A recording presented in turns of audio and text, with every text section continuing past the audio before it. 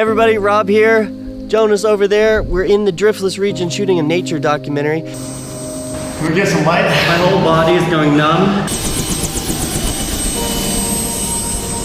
Golden! Wait. And I'm gonna do something different today. I want to interview Jonas, ask him a few questions, things that maybe you guys want to know. That way you can get to know him a little bit better. I have no idea what you're gonna ask me though. So. I don't know what I'm gonna ask either, but...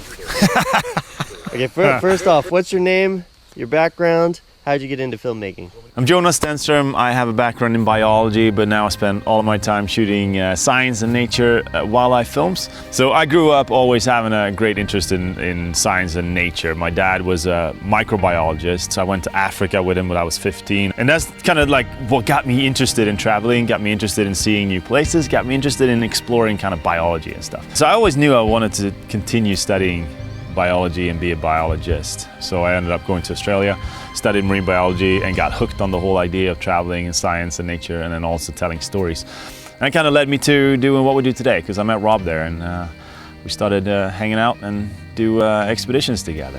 When do you think was the day that you realized you might be able to do this as a job?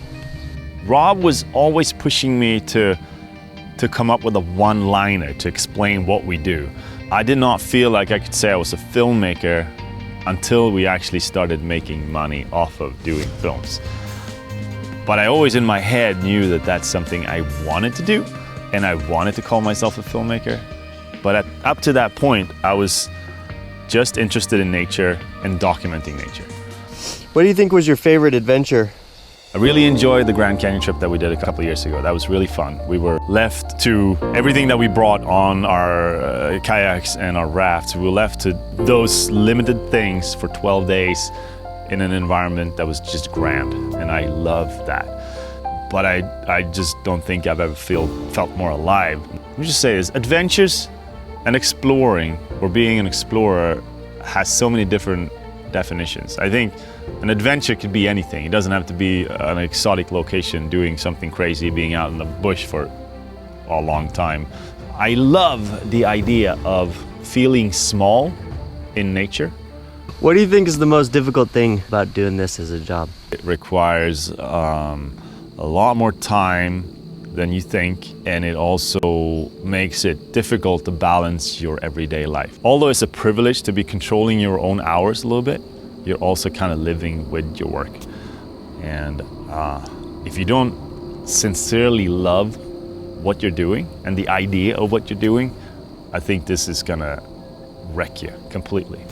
And many times I felt like I don't think I can handle this anymore, because like I'm sitting there with stuff that I know I love, but I'm like at the same time going, holy moly, this is gonna break me.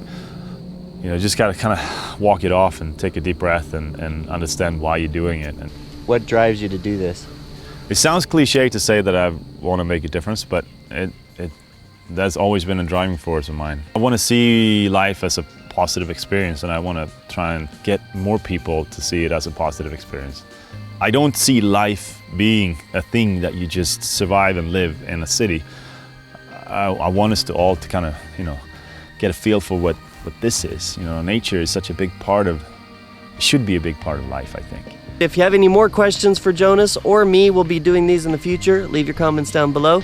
We'll see you next week. Take a look at this barn that we're staying in right now. Isn't that cute?